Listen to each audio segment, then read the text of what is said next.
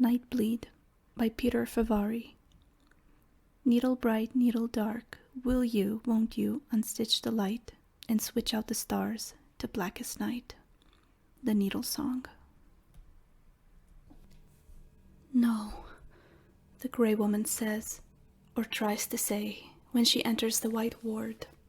No, as is so often the way with dreams, her words go unspoken, but not unheard. Yes, the ward replies in a shimmer of gleaming tiles, drawing the newcomer forward. Yes. The long room opens out around the woman as she advances, its walls falling back to either side like retreating tides, carrying rows of dark windows and vacant beds beyond her reach. Fresh tiles hatch from their neighbors to seethe the widening expanse of floor and ceiling, breathing in orderly swaths that mock her confusion. Glancing down, she sees she is wearing a trim white tunic striped with blue. There's a tightness about her head, indicating the peaked cap containing her hair. This is the uniform of a life that slipped away years ago, along with her youth and every spark of hope she once nurtured. This is where I lost myself, she realizes, recognizing the ward despite its strangeness.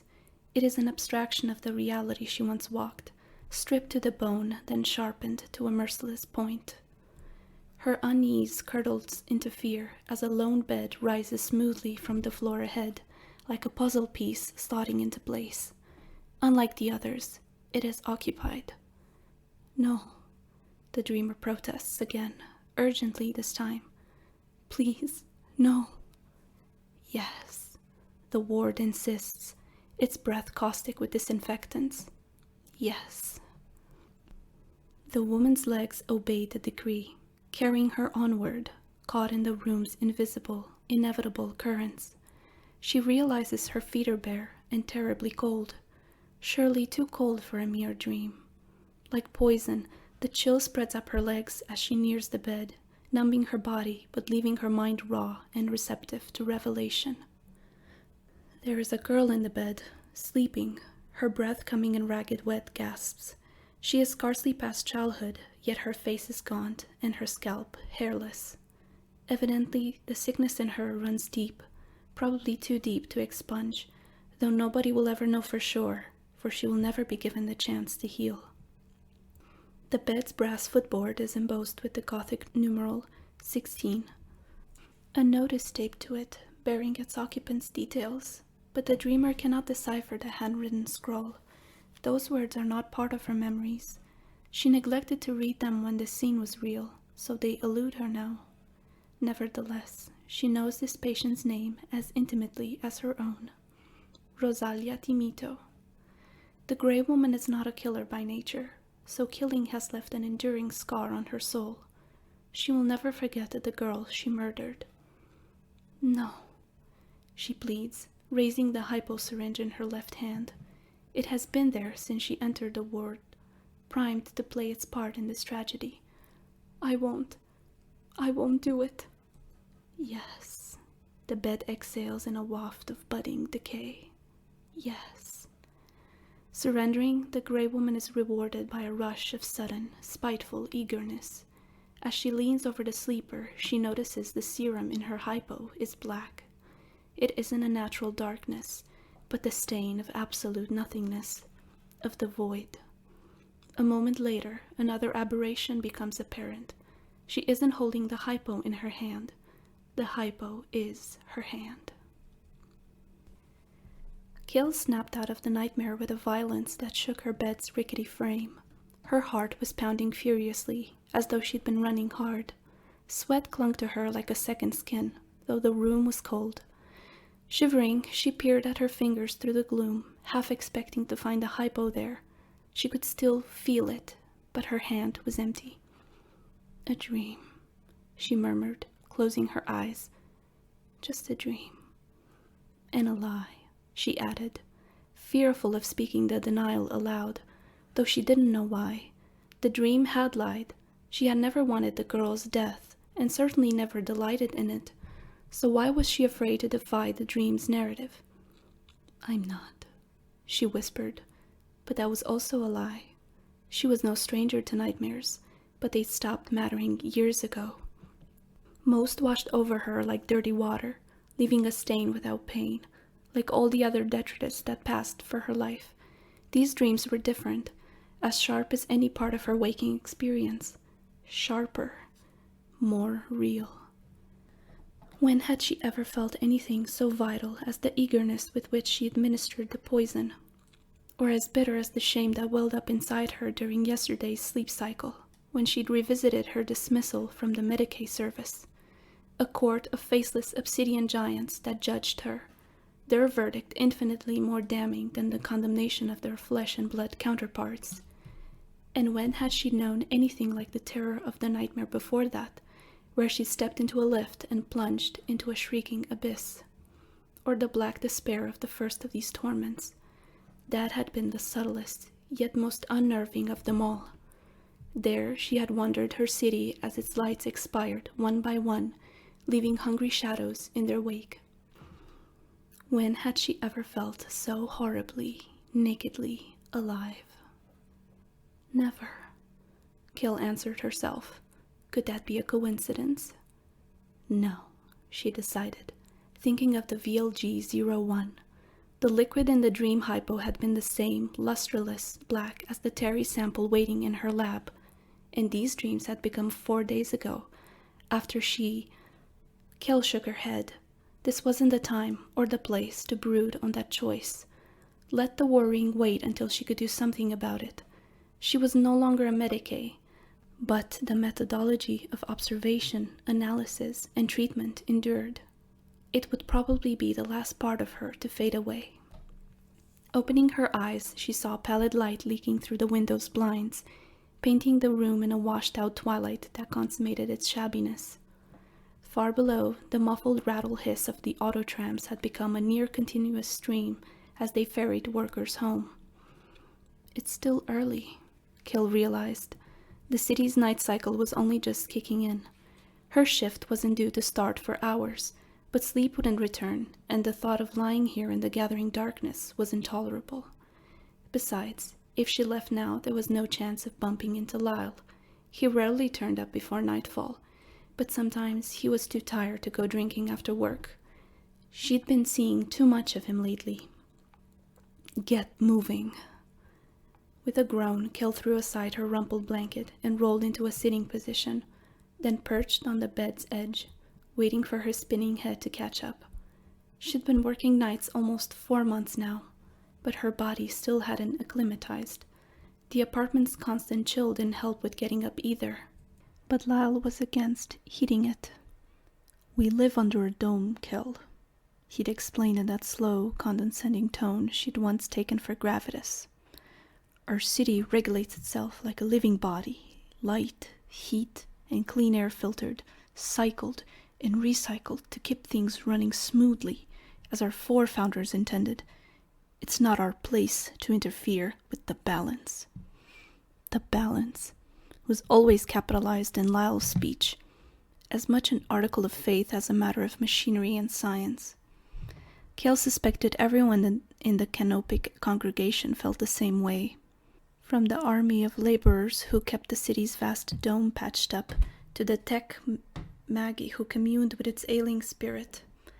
Not that anyone would admit its spirit was ailing, at least not openly. The integrity of the dome was deemed beyond reproach. Voicing doubts bordered on heresy. After all, everyone's life depended on the balance. As above, so below, Lyle was fond of saying. It was the credo of the congregation. He always proclaimed it as if he were imparting some profound wisdom, though he had never explained its meaning. Kill suspected he didn't know either. He was just a minor functionary in the organization, but he talked as though he were a full administrator, puffed up with pride and big ideas. She'd found that endearing once. "I thought he was a dreamer." Kill snorted at the notion. They had both been in their 20s when they met. Back then she had been a junior Medicaid, doing her internship in one of the civic hospitals. Lyle had been admitted with a bowel disorder, which Kill diagnosed as stress-related. The context couldn't have been less romantic, but they'd found humor in it, which sparked things off. She'd liked his earnest manner and devotion to their city, mistaking servility for idealism. They had married within a year. But that was all before.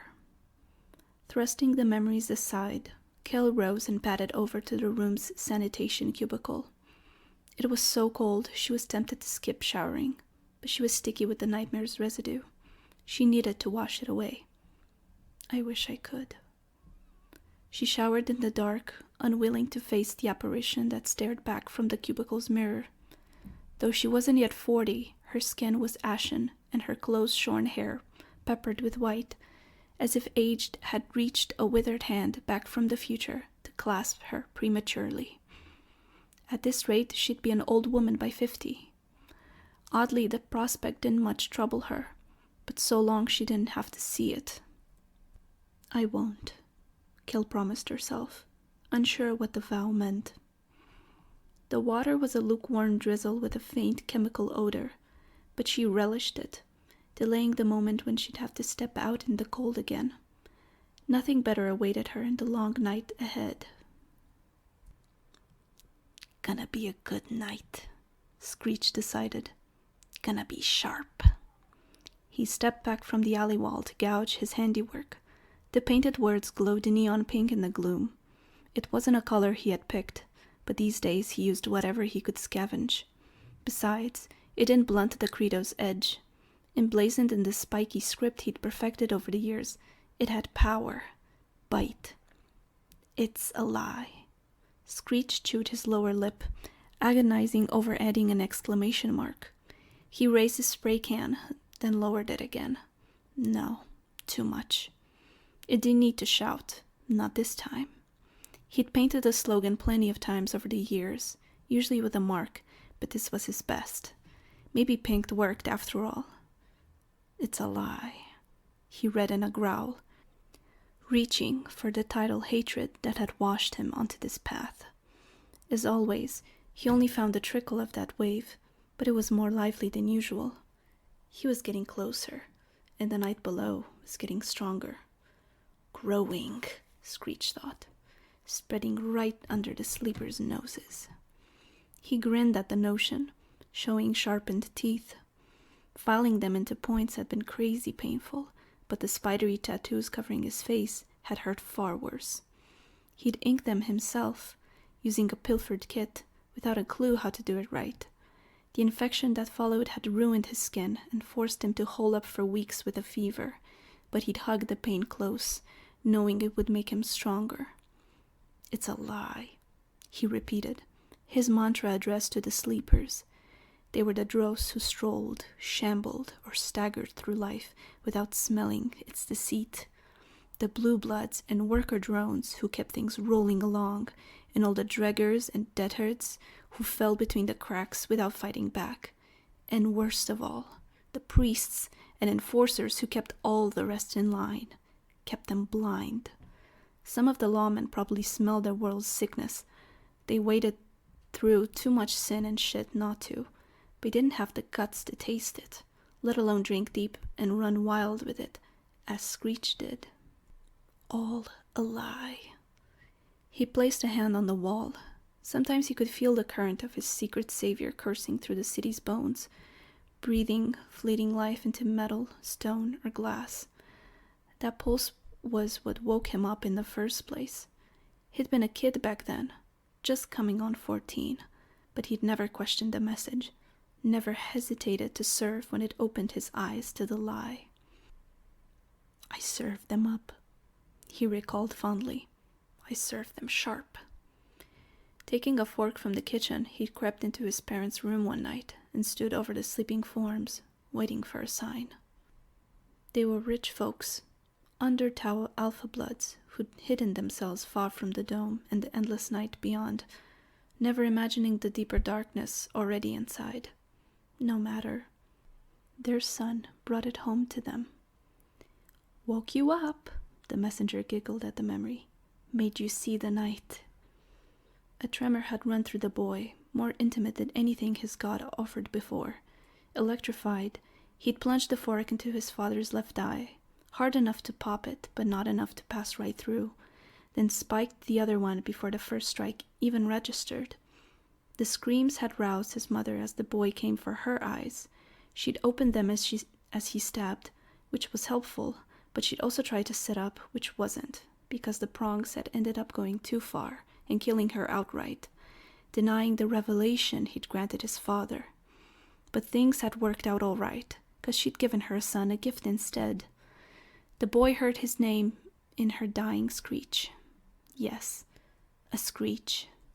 It hadn't sounded like a human shriek at all. It was more like the noise beaked animals made in the vidcasts he'd seen. Birds, they were called. At first that struck him as funny, then he'd realize it was another sign, and found his name. Later, long after he fled the undertowers and took refuge in the slums, he'd pared the name down to its raw form, scraping away the stupid rules his tutor had drummed into him. That was how Christopher Eugene Bunditz became the screech that shreds the light. Of course the city knew him by yet another name. The wall twitched beneath his palm. It only lasted a moment, a divine heartbeat, but there was no mistaking its meaning. The slogan had pleased his savior. Screech moaned happily. It had been a long time since his devotion was acknowledged. Even his bloodier communion had been met with silence, but he'd never once questioned his faith, never wondered if it might all be in his head. This was proof he was back in his game. It called for something special. The Knight's Herald pulled up the colors of his leather trench coat and crept from the alleyway. Bright lights lined the avenue beyond, hanging from the arched pylons like offerings, burning to hold back the encroaching hab-blocks. The city's thralls hurried along the pavements, ignorant of their bondage, but the crowd was already thinning as the evening stampede died down. Auto trams trundled along the tracks at the street center like boxy yellow beasts, human cargo visible through their dirty glass eyes. It didn't matter which way the herd rushed. They'd all end up in the same place soon enough. "It ain't real," Screech murmured, allowing himself a flicker of pity for the slaves. None of it. He glanced up, high above. The dome might have been a star-studded sky, its sunlights dimmed to bright points for the evening cycle. Screech hated the cycle. It was another scam to keep the herd docile. Sarastes' real sun was deep in its dotage. Its radiance faded to gray long before humanity claimed the planet. The land between the 5 great cities was dead, its waters tainted by acid and its air bitter. But it was honest. Screech had climbed out onto the dome skin once to taste it. It was a dangerous pilgrimage, not least because it was strictly forbidden, but it had been worth the risk.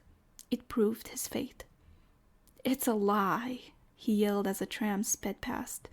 Nobody heard him over the racket, but it felt good to proclaim it out loud. All a lie. Someday soon the night below would answer the call of the night above. Like a titanic obsidian needle, it would rise up to pierce the dome and crack the lie wide open. The signs were everywhere. The city was ready to break. It just needed a push. "Gonna put out your lights, deadheads."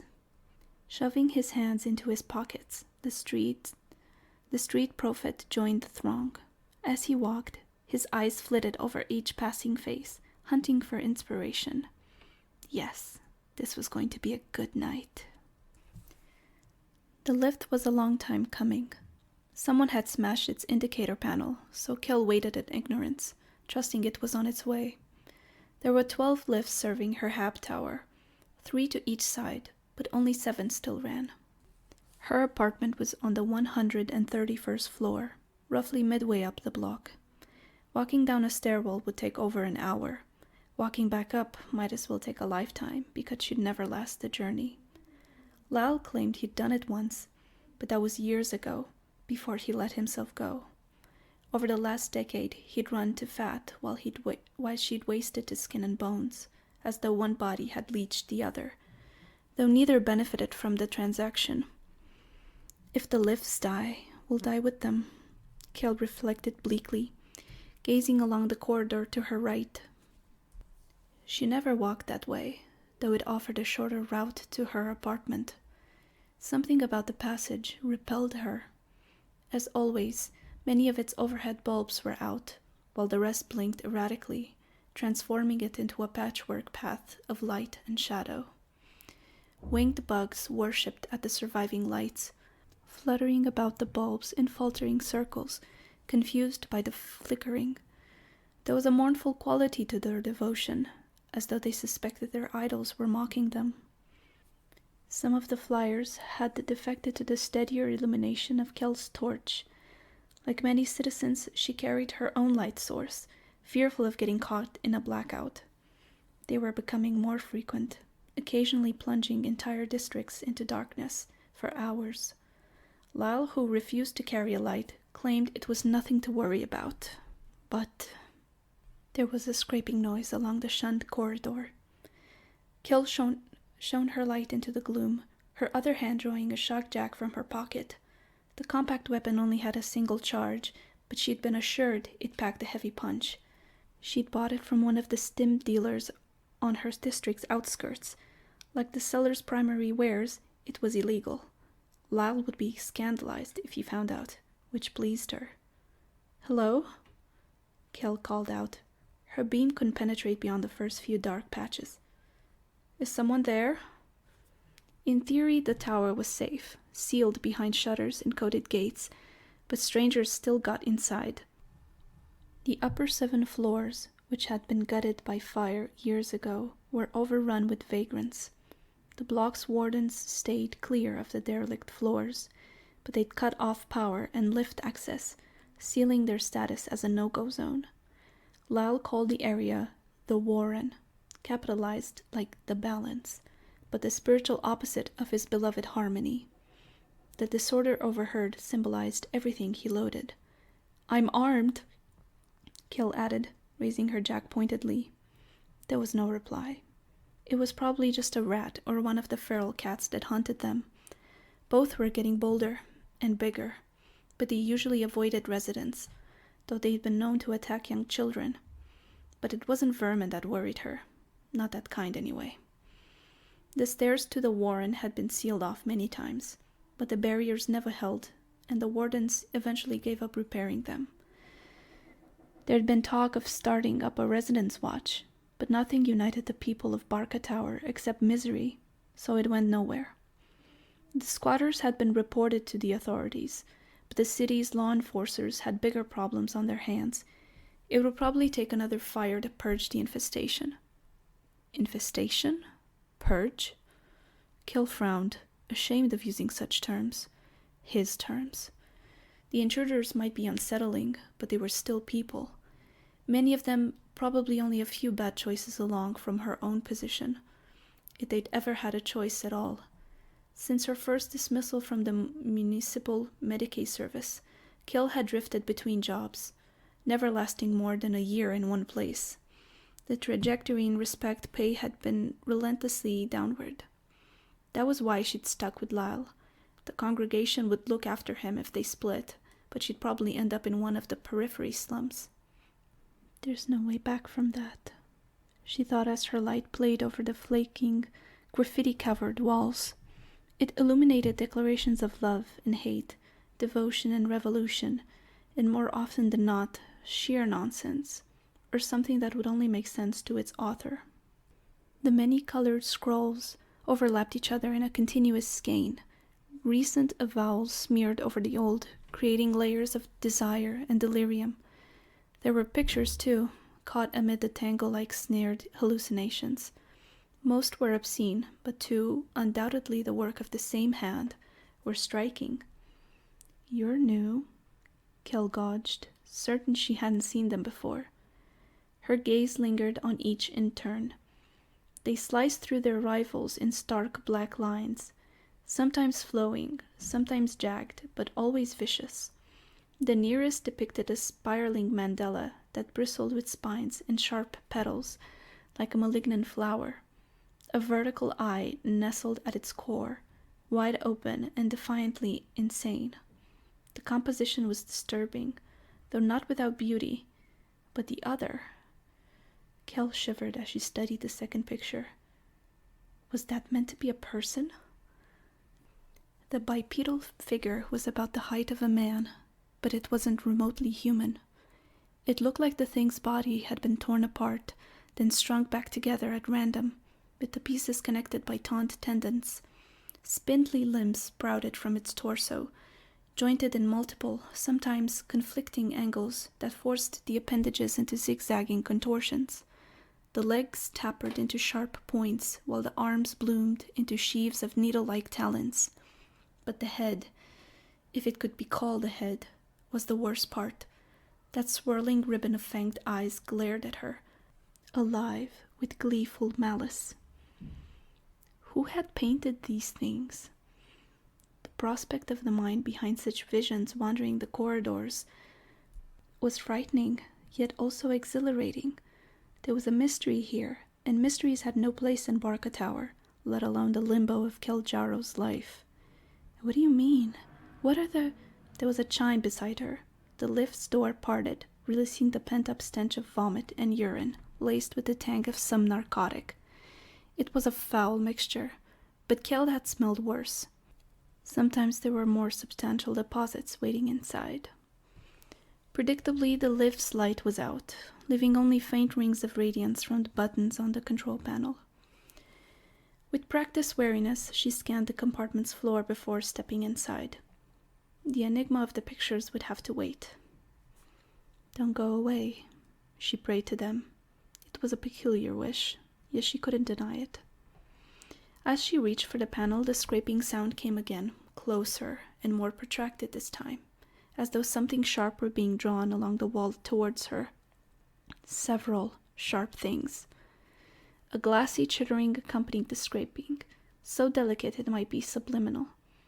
Kel froze, picturing the shredded man slithering along the wall, navigating its peeling canvas in a ripple of black lines. The noise stopped just outside, waiting for me to choose. Strangely, Kel felt no fear, just an apprehension of disappointment.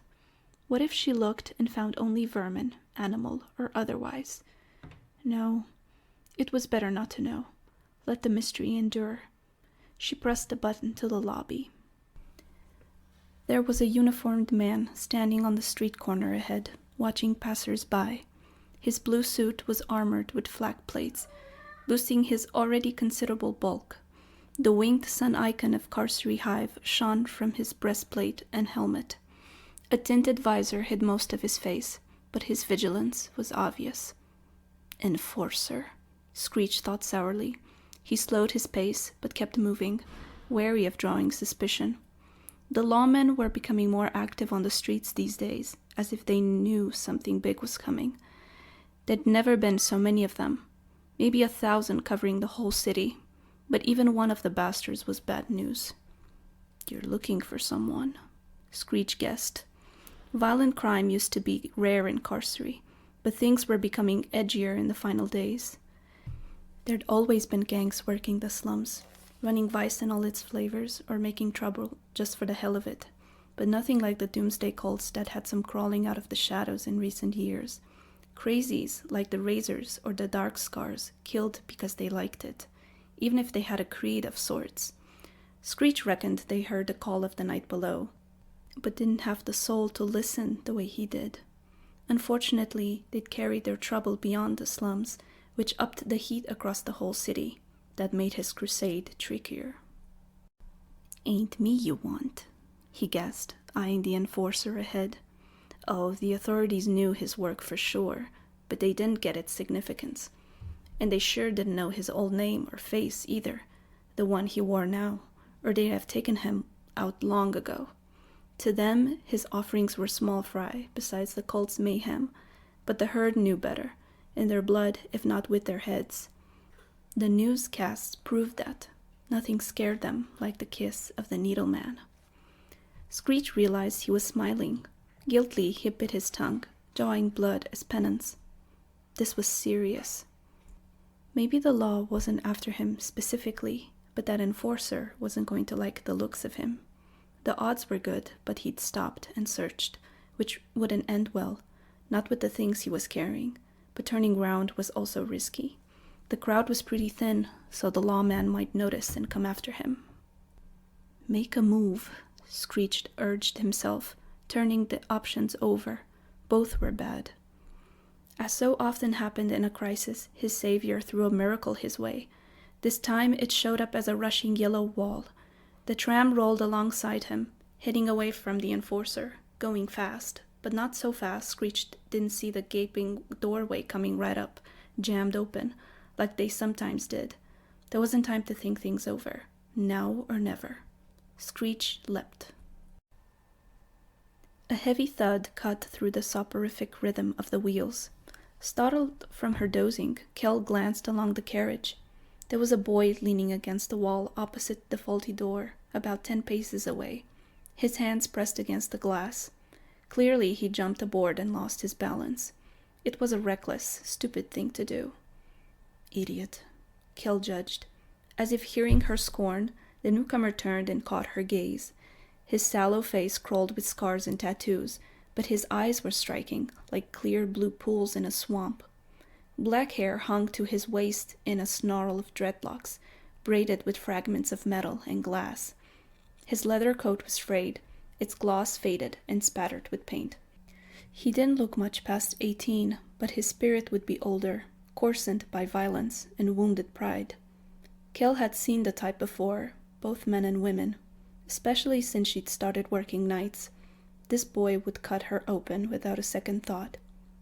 He's smiling, she realized. It wasn't the arrogant smirk she'd expect from such a face, but something softer, filled with wonder. She looked away, quickly. There were 6 other passengers in the carriage, all Delta-class laborers, judging by their drab coveralls, probably cleaners heading for the industrial district. None of them paid any attention to the predator who'd leapt among them. Either they were lost in their dozing or fearful of drawing his interest, as she's done. If the boy attacked her, they'd just sit and sink deeper into themselves, seeing and hearing nothing. "You're all dead already," Kel thought, studying their placid faces, but too lazy to see it. Cautiously, she glanced at the newcomer again. The boy had sunk to the floor, back against the wall with his legs drawn up, evidently contemptuous of the seats. His fingers drummed skittishly against his knees, betraying the tension beneath his relaxed posture. He was staring at the blur of buildings through the doorway, but Kel sensed his focus was elsewhere. On me. For the second time that night, she felt no fear at the prospect of danger. Indeed, she was energized by it. She didn't trust the smile the boy had offered, but she trusted the desire it concealed, the urge to hit out and hurt. Trusted it because she felt an echo of that same compulsion in herself. "Come then," she urged, her finger stroking the shock jack in her pocket. "Try me." But the boy didn't answer her unspoken challenge. The carriage emptied steadily with each passing station until they were the last on board, but even then the predator didn't stir. Had she misjudged him? No, she never felt more certain of her instincts. Her sharpened dreams had sharpened her in turn. Somewhere beneath that razor-bright clarity of her old self chimed a bell of warning. This wasn't right. It was the VLG-01 talking, twisting her out of kilter. It had to be. "I don't care," Kel whispered, stifling the alarm. "I like it." The tram ground to a halt again, signaling her stop. They were nearly at the line's terminus, beyond which lay the periphery slums, where civilization pittered out. That's where her fellow passenger, fellow predator, belonged. Finally, the boy moved, rising smoothly when Kel did. They stepped outside together, exiting by different doors in parallel. As the tram pulled away, Kel turned to face him. They were alone on the platform. Surely the moment of danger was imminent. The jack felt alive in her grip, as eager as the syringe she'd used to murder Rosalia Timoteo. Not murder, she corrected herself. It was an accident. But suddenly she wasn't so sure. Hadn't it felt good? So very. Kel shook her head, trying to focus on the present. The boy's face was in profile to her, his gaze locked on the wall ahead, as though it carried an invisible message. "What do you want?" Kel demanded, thrilled by the steel in her voice. "Why are you following me?" He didn't answer, didn't even look at her. Scowling, Kel stepped towards him, then caught herself. What was she thinking? This was madness. Her inner alarm was tolling again, louder than before. This isn't me. Screech exhaled slowly as his quarry's footsteps receded. For a moment there he thought the woman might push it, maybe even attack him before he was ready. Sometimes the marked ones fought back, but most just froze up and let things play out. None had ever confronted him. That proved he'd chosen well. Sure, the woman was old and dried up on the outside, but there was a spark inside her, something fierce and bitter looking to break out. "I'll show you the way, sister," Screech promised, pulling a bag from inside his coat. Reverently he withdrew his true face. To call the sacred artifact a mask was unthinkable. No, his mask was the ink-stained meat he currently wore, not the black iron visage in his hands. He'd forged it soon after starting on his path, taking inspiration from the stories that terrified him as a child, the ones that proved to be so much more than just stories. Behold the Needleman, piercer of light and spinner of night. The totem stared back at him, its ragged eye slits demanding to be filled. Fulfilled. Screech was no craftsman, but that didn't matter. His creation was pure in its ugliness and savage in its honesty. It was a long veil of metal that tapered to a jagged point, with uneven edges that were sharp to the touch, as his scarred fingers attested. The surface was molted with dried blood and rust, symbolizing the twin anathemas of violence and decay, through which revelation could be ripened, then rotted away, cycling the seasons of riot and ruin over and over again until the world itself wound down. Beware the Needleman, bearer of all things dark and spiteful. Screech closed his eyes and donned his secret face, binding it to his skull with a leather cord. He shivered as his mind opened up, flooded with impressions that didn't belong to him, along with an eloquence of thought that was equally exotic. In that moment, he became what he wore, anointed by the night below. Hail the Needleman, reaper of lies and weaver of sharp truths. The myth was as old as the hive itself, though its roots extended much further back, hooked deep into the human psyche, drawing sustenance from the most primal of aversions, the fear of the night. On a world without natural light, where absolute darkness was only a whisper away, that terror had taken ardent form. Run, hide, weep, or fight. It will all end the same way, for where there's one, there's always more, waiting right inside you and wanting out. One of his family servants had told him the story when he turned 9, sharing it like a dread secret. There were cracks in the great dome that shielded them from the night, riddling it like a spider's web across an eggshell. They were too fine for the naked eye to see, but if you stared hard enough, then closed your eyes, suddenly you'd glimpse them. Snag it in the torn interval between sight and its absence. Master the trick and you might even see more, though you wish you hadn't, for those black fissures weren't empty. Oh no, they were full of needles. Not the kind of needles that mended things or made you better with a quick jab of pain. No, these were barbs of pure darkness that raged against the light that condemned them to their hairline trenches. But late at night, when the sunlights had dimmed, then the prisoners would come slithering out. Coalescing into a seething, spiny shapes, they would crawl across the dome, searching for a way to extinguish the lights for good. The Needleman. The night's terrors were without number, for they were all figments of the same immaculate fever dream. Sometimes they swarmed in the thousands, like black bugs, each fragment no bigger than a human hand. More rarely, they melded into a vast, thorny blanket that oozed across the canopy as one. But most commonly, they took forms that looked man-like, but only if you didn't look too closely. Of course, Screech had looked closely, and often. Once he'd started, he couldn't stop, and in time, the children of the fishers had looked back and recognized the fellow servant of the night below. Opening its eyes, the needleman removed the remainder of its vestments from the bag.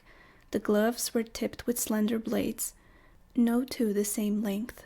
The herald smiled as it slipped them on and flexed its fingers experimentally. "Will you, won't you?" it asked its blades, anticipating the divine terror they would wring from its sacrifice. There had been no need to shadow the woman. Her jacket carried her company's logo, a cartoon tin can with goggled eyes and a manic grin, its white-gloved hands raised to offer a double thumbs-up.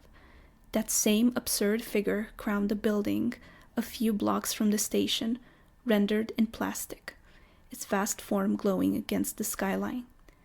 "Deceiver of fools," the needleman challenged the false idol, moving with a jerky grace. It set off in pursuit of its prey. What was I thinking? Kill asked herself yet again. In the sterile sanctuary of her lab, a measure of her composure had returned. Her encounter with the scarred boy felt unreal, like an episode from someone else's life, yet its flavor lingered, a reckless abandon that was almost euphoric. "I wanted to fight," she admitted. "Wanted to break him." But none of that mattered right now. The anger was just another symptom of her disorder, like the nightmares. She needed to focus on the cause, the vector. She returned her attention to the sample in her petri dish. She couldn't shake the sense that the black gruel was staring right back at her. That was ridiculous, of course.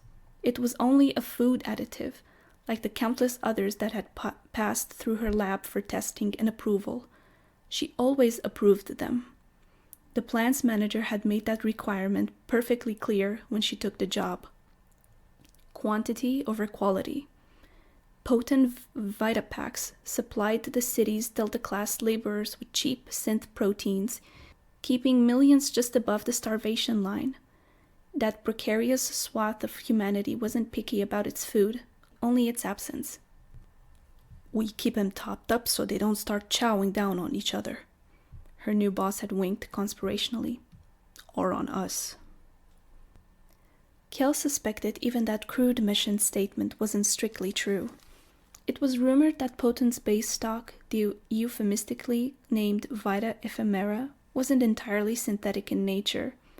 The gray sludge was delivered via an underground pipeline and funneled into the plant's vast network of vats, where it was refined, flavored, colored, then finally packed for distribution.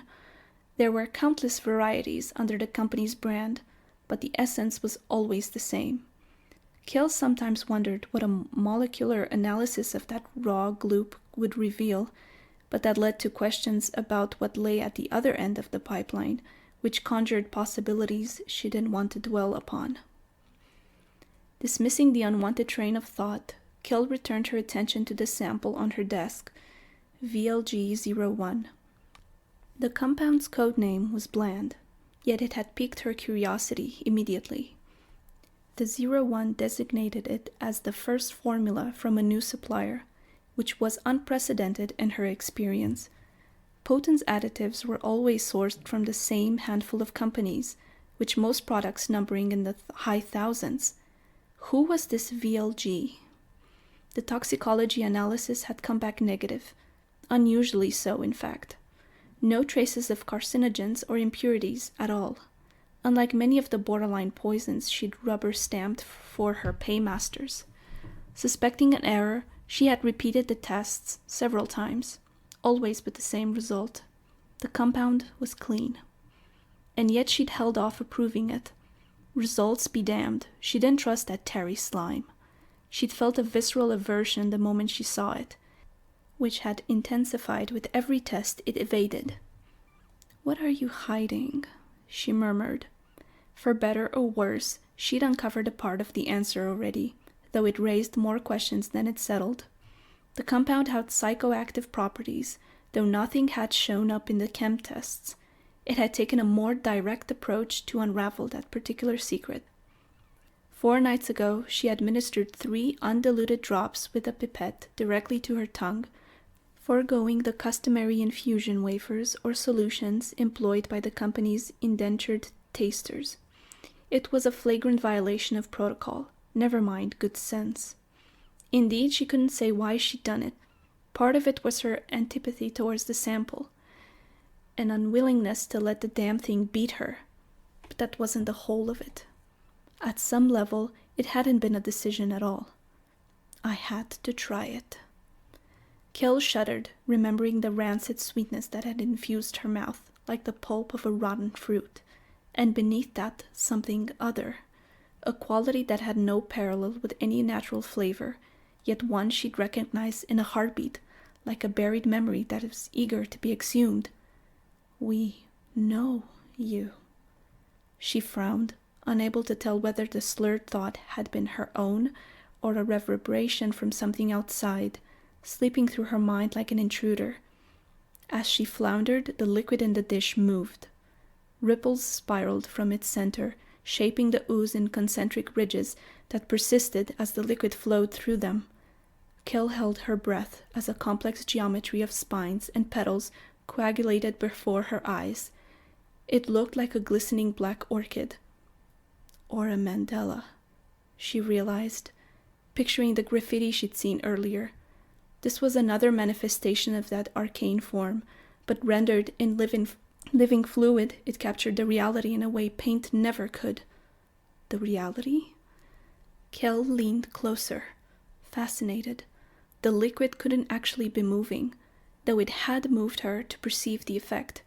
This had to be another hallucination, but that didn't make it meaningless. No, there was a message here. She felt sure of it. As within. Once again she was struck by a sense of disconnection, as if the thought weren't hers. So without, she whispered, intuitively completing the verse. With creeping slowness, the mandala flexed within the dish, extending itself into a quavering corona of thorns, reaching for her. Kel's hand answered to its own accord, snatching up the container and bringing it to her mouth without recourse to thought. The flavor was exactly as she'd remembered it, distilled darkness. Potent Vitapax was a sprawling complex of blocky buildings encrusted with pipes and cooling towers. A chain-link fence encircled it, topped with coils of razor wire. The needleman walked its length patiently, looking for a way inside. It could smell its prey within, ripe for revelation. Will you, won't you break out the lights and bleed the night anew? The ancient rhyme spun through the hunter's mind as it searched. Whenever the holy fugue awoke, those words were waiting, vibrant with power. Will you, won't you seek out the sighted and slash their little lies away? Finally, an opportunity presented itself. A burned-out truck hunkered alongside a stretch of fence, its pallet piled high with ruptured barrels. In a healthy metropolis, such a carcass wouldn't be left to rot on the streets, but Carcery's industrial quarter was a graveyard of dead machinery. Some day, soon, such relics would spill out across the entire city, mingling freely with the corpses of its creators. Will you, won't you shred the wiles of day and spread the seeds of wild decay?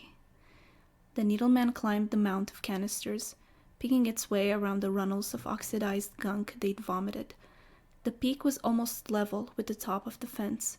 Throwing out its arms, the hunter leapt over the barrier and thudded down into the yard beyond, rolling into a crouch as it hit the ground.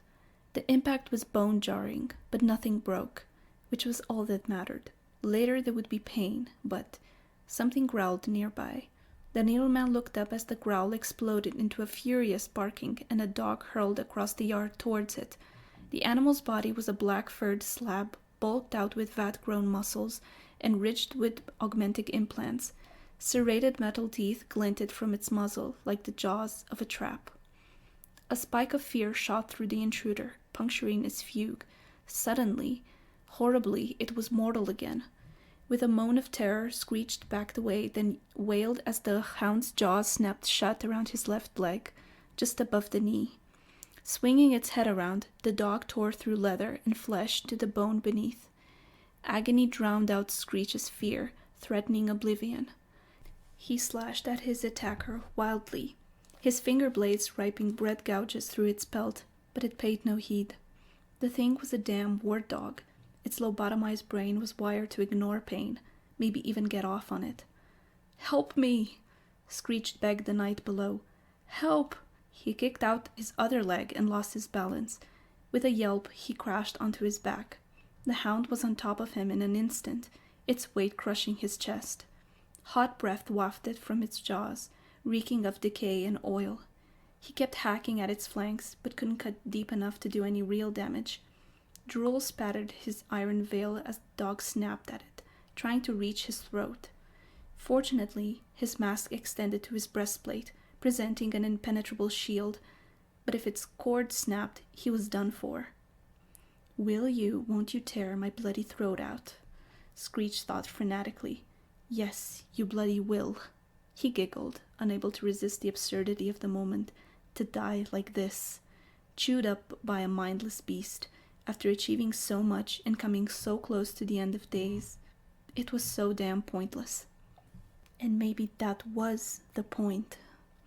A blissful serenity suffused him. Letting go, he sank back into the fugue as his severed self arose, eager to be about its business. "Will you?" the needleman asked the dog softly. With a sigh, it flexed its arms and twisted them at the elbows, then again, yet again, contorting them to line up its blades at just the right angle. "Won't you die for me?" Then it set to work, stabbing and slicing in a swift but unhurried strokes, its blades flicking about in perfect synchronicity, instinctively finding and following the fault lines in their subject's flesh, severing tendons, arteries, and circuitry in a symphony of evisceration, delving deeper with every pointed note. The dog whimpered and its eyes glazed over as some vital connection inside was ruptured. Blood and smoke spewed from its jaws, then it shuddered and slumped forward into death. "Yes, you will," the needleman purred. Its joints cracking loudly, it realigned its arms and thrust the carcass aside, then rose unsteadily. Organs flopped from its blood-drenched coat. Despite the eloquence of the butchery, it had been messy work, unbefitted of the herald's sublime calling. But that indignity was trivial beside the damage done to its leg. The dog had gnawed deep into the bone. Blood was pumping vigorously from the wound, threatening to bleed the hunter out. Ignoring the pain, the needleman cut a strip from the hem of its coat and bounded the wound tightly. Without proper attention, the leg would likely be lost, but that was irrelevant for now. It was still more or less functional. That would suffice to fulfill this knight's obligation. Looking up, the herald glared at the smirking totem atop the refinery. The colossal tin can god appeared to mock him, reveling in the damage its guardian beast had inflicted. They embodied opposing creeds in this secret war for the city's soul, yet both had arisen from the same primal sickness, albeit from different strains, one seeded by greed, the other by fear. No matter how far humanity journeyed from its wellspring, its innate curses would go with it and find fertile soil to fester. "You lie to them," the needleman rebuked its rival. "I tell only truth." Dismissing the crass idol, it limped towards the nearest building. The vastness of the complex would be no obstacle, for the hunter was connected to its ordained prey by intangible yet unbreakable cord. It simply had to follow the thread. Kel felt lightheaded, yet paradoxically lucid, as though her body had receded, leaving her senses at the fore. The world around her appeared tenuous and transient, as though it merely one possibility among many, its persistence entirely contingent upon her conviction in it.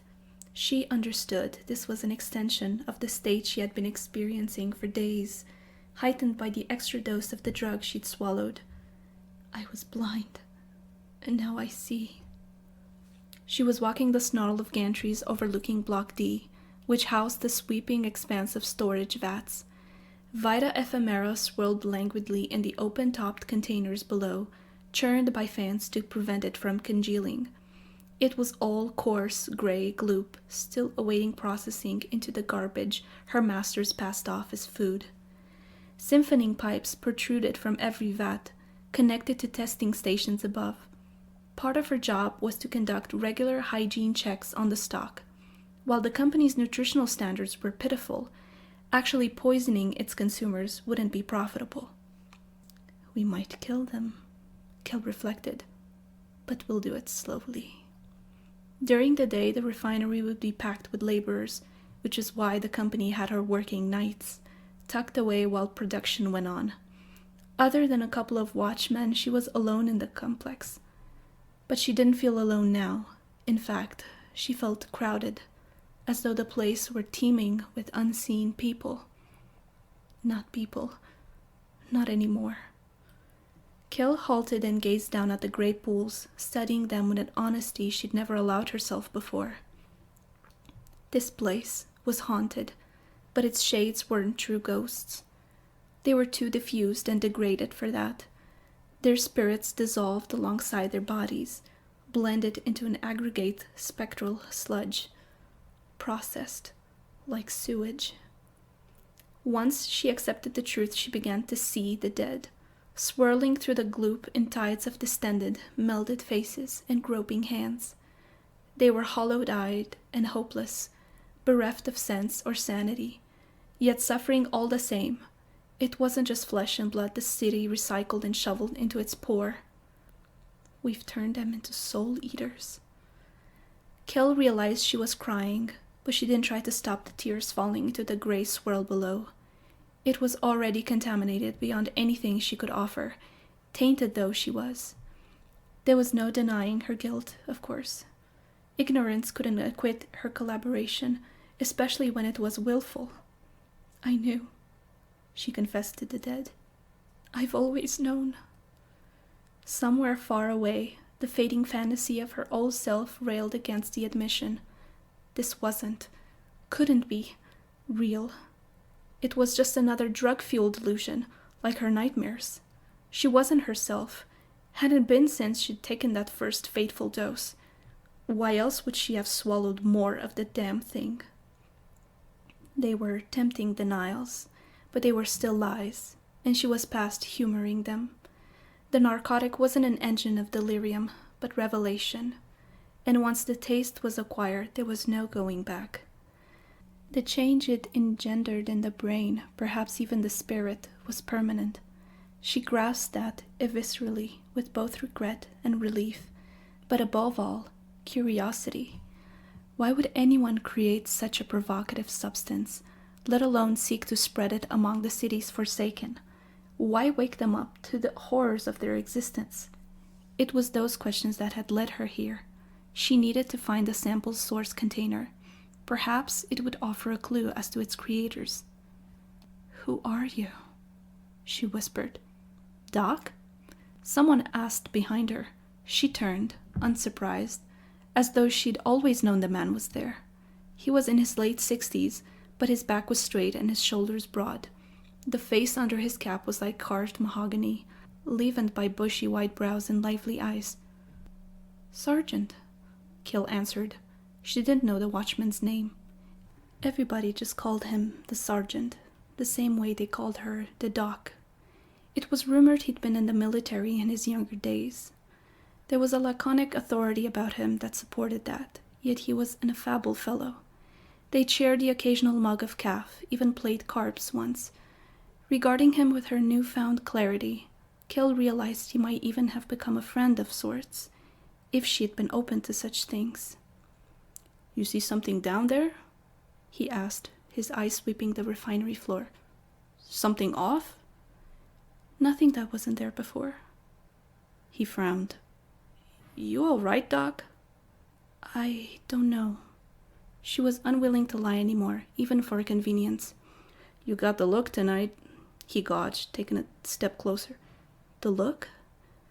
1,000-yard stare, like you're seeing right through things." Kill lowered her eyes, unsettled by the observation. "Maybe a brew to perk you up," he suggested gently. "Another time, Sergeant." Then a thought occurred to her. "But there's something you could help me with." She showed him her data slate. "I'm looking for this warehouse." The stock manifest had identified where the VLG-01 was stored, but she'd been going around in circles trying to find it. "Yeah, I know the place," the watchman said, squinting at the data slate. "Ain't used much these days." "Can you show me?" He raised an eyebrow, weighing her up. Though the warehouses weren't off limits to her, it was an unusual request. "Please, Sergeant, it's important." He held her gaze a moment longer, then nodded. "Okay, good enough for me. This way." Getting inside the complex had been easy. The first door the needleman tried was unlocked and unguarded. The worst of the refinery security was probably behind it, but haste had already cost it gravely, so the intruder proceeded cautiously. Not that speed was an option anymore. Its mauled leg had become a dead weight, trailing behind it as it crept through a maze of vats. Every step sent slivers of pain up its leg, threatening to break its equilibrium, but blood loss was a more pressing concern. The crude tourniquet had staunched the flow somewhat, but without stitches, the bleeding wouldn't stop. Unfortunately, despite its name, that craft was alien to the needleman. Its vocation was dissolution, not restoration. "This body is failing," it judged, accepting the conclusion without emotion. It was of little consequence. Another herald would take its place, perhaps many others. After all, its kind was legion. A clatter of footsteps approached from somewhere overhead. The hunter pressed itself against the vat as a pair of figures appeared on the gantry above, a man in a grey uniform, and... The needleman smiled, recognizing its prey.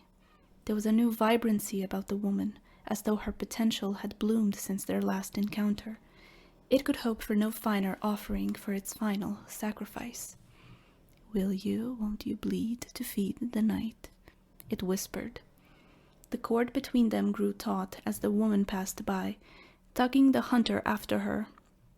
Relenting, it shadowed the pair as they crossed the concourse, then fell back when they descended the stairwell to its level. "This is the one," the watchman said, grabbing the handle of a heavy door. It creaked in protest when he yanked it open, like nails raking metal. "Like I said, it ain't used much." "Why?" the woman asked. "Can't rightly say." He shook his head. "Some places, they just don't work out." Lights flickered on in the chamber beyond when they entered. The needleman took 10 long breaths, then followed. It wouldn't be long now. Her quarry was on the far side of the warehouse, lurking in a shadowed corner. There was no mistaking it. Vast and dark, the barrel loomed over its fellow containers like a cylindrical monolith.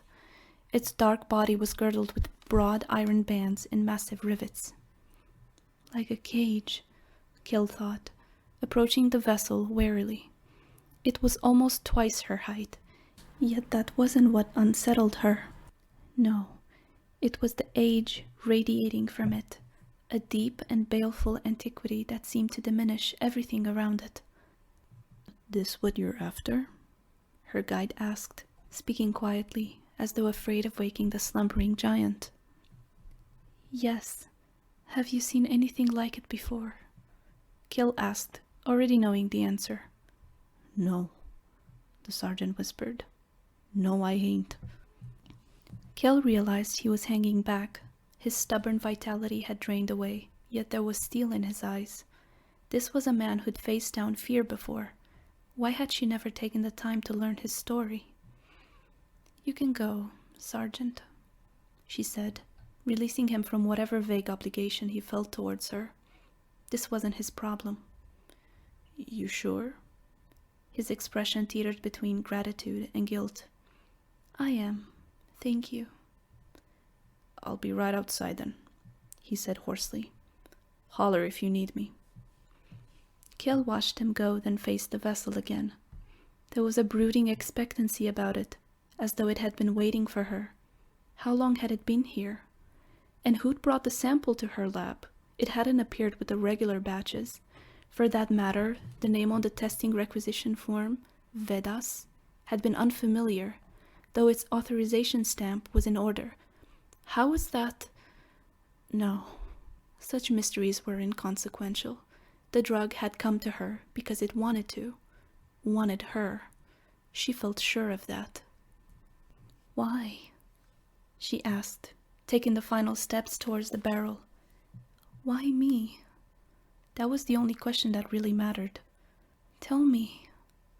Up close, she saw the bands girdling the container were engraved with runes, though she couldn't make them out clearly in the gloom. Hesitantly, then with sudden eagerness, she reached out and ran her fingers over them, trying to identify their forms by touch, though she couldn't say why. Like so much else recently, the action felt inevitable, as if she were snared by some implacable gravity that rendered volition obsolete. Perhaps that had always been the way of things, but she never noticed before.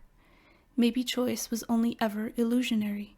She couldn't decide whether the possibility was repellent or comforting. There was a scuffling noise somewhere behind her, punctuated by a harsh gargling. Kale tried to turn, but the runes wouldn't allow it. They crawled beneath her fingertips like worms etched in water, urging her to follow their flow. Follow. Closing her eyes, she circled the barrel, drawn along by the riddle. Follow. What are you? She murmured. What are you, Kiljaro? The enigma asks in answer. Opening her eyes, the grey woman sees she is in the infinite ward once again, standing over the sick girl. No, not sick. Rosalia Timito is already dead, her face livid with decay, yet her eyes are open, their faded irises fixed on her. Why? The corpse demands in a drowned voice. Why me? The grey woman stares at her victim, aghast. Tell me. An accident, she confesses.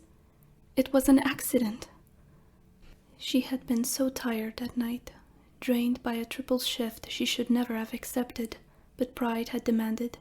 She'd misread the bed numbers, mistaking 16 for 14, and administered a blood thinner to the wrong patient, a girl whose metabolism had reacted violently to the error. It was a terrible mistake. Then it was for nothing. The dead girl croaks. I'm sorry. I don't want your pity. No, the grey woman whispers, but make it mean something. I don't understand. Believe in it. Embrace it. Choose it. Choose it? Make me a sacrifice. The grey woman hesitates, sensing a final, unforgivable precipice. I can't change the past, she protests. But you can choose your present. The revenant leans towards her, its body creaking with rigor mortis. Choose. Yes. Kill breathed, accepting her fate. In that moment, her hand found the barrel's spigot. It protruded from an octagonal panel, almost level with her face. The plate was embossed with the cryptic acronym, along with a phrase in bold Gothic script. VLG. As within, so without. While her eyes lingered on the words, Kill's fingers turned the spigot's tap. Then her mouth found the spout. As above, so below. She prayed, as the dark nectar gushed past her lips. The needleman took the watchman as he left the warehouse, slitting his throat with a strike intended to silence and slay in the same instant. The wound was mortal, yet the old man still fought back, scrabbling for his killer's throat as his life leached away. The fury on his face was exhilarating to behold, so much sweeter than the dog's mindless rage, but like the beast before him, he was defeated by his foe's iron visage. So it flows, the victor whispered, lowering the watchman's body gently, wary of alerting its true prey. Until all the world's bled dry. Sighing in anticipation, the needleman crept into the warehouse. The overhead lights were sparse and feeble, leaving much of the chamber in darkness, but that was no impediment to its purpose. No, it was the leg wound that dismayed it. Spasms racked the hunter's muscles, and its vision fluttered as it moved, threatening to disintegrate altogether. "I am Legion," the needleman hissed, steadying itself with the promise of its brethren. The woman was waiting beside a massive container, her back to the hunter. She turned as it approached, meeting its gaze without surprise or fear. Indeed, her long, pale face was entirely devoid of expression. Dark liquid trickled from her lips, staining her chin and the front of her jacket. Woven logos of the tin can deity grinned with her lapels, reveling in its worshippers' excess.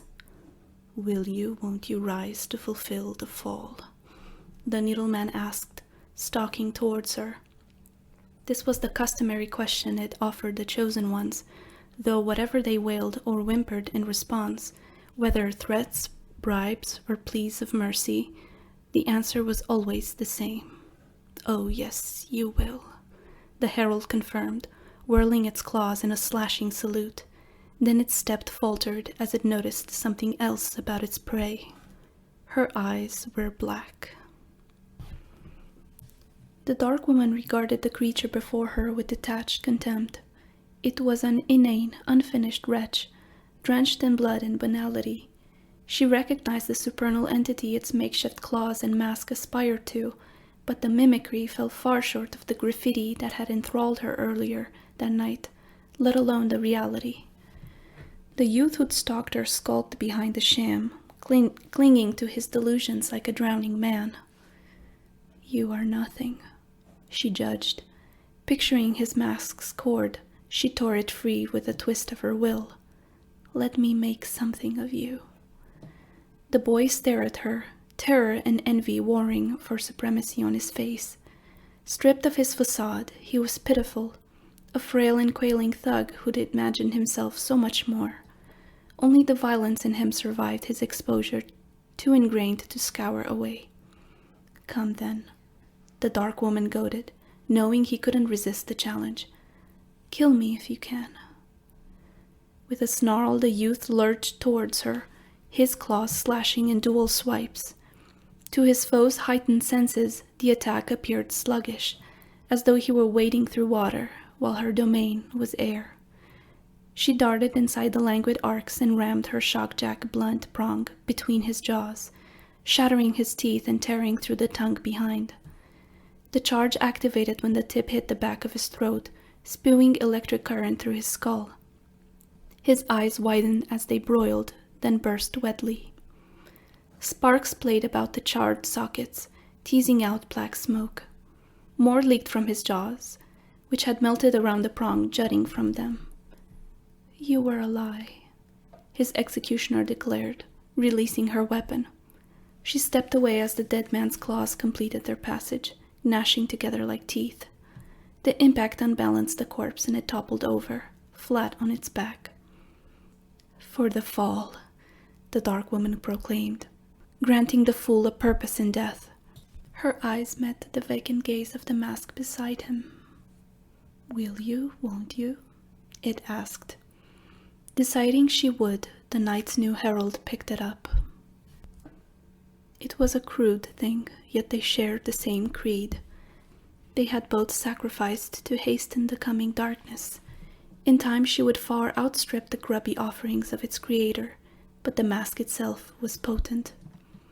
"This isn't me," a plaintive voice beseeched her, but it was buried too deep to matter anymore, if it ever had.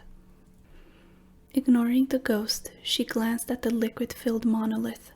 The urge to worship at its fount and drink again was strong, but she understood she had her fill. Whatever remained was for others to savor. She would approve it as an additive, of course. That would be her final act in this squalid temple factory, for she wouldn't be returning. Soon the nectar would find its way to Carceres Forsaken, too diluted to awaken their flesh as it had awakened hers, but sufficient to open their eyes. Their enlightenment would be one of the many unraveling threads in this world's greater dissolution. "Thank you," she whispered to the monolith, "for the choice." Leaving the warehouse, she stopped beside the dead watchman. When the bodies were found, questions would be asked, but quickly quashed in the name of productivity. The authorities would never hear of the murders, and in due course the cadavers would return here in another form.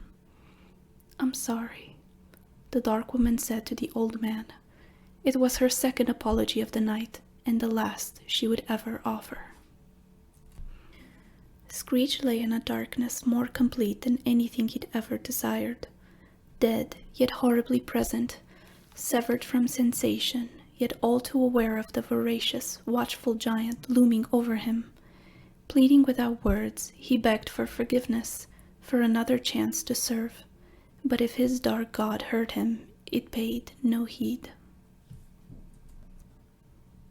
The dark woman took the stairwell back to her old apartment, striding up the mountain of steps as confidently as her former self would have crossed the room.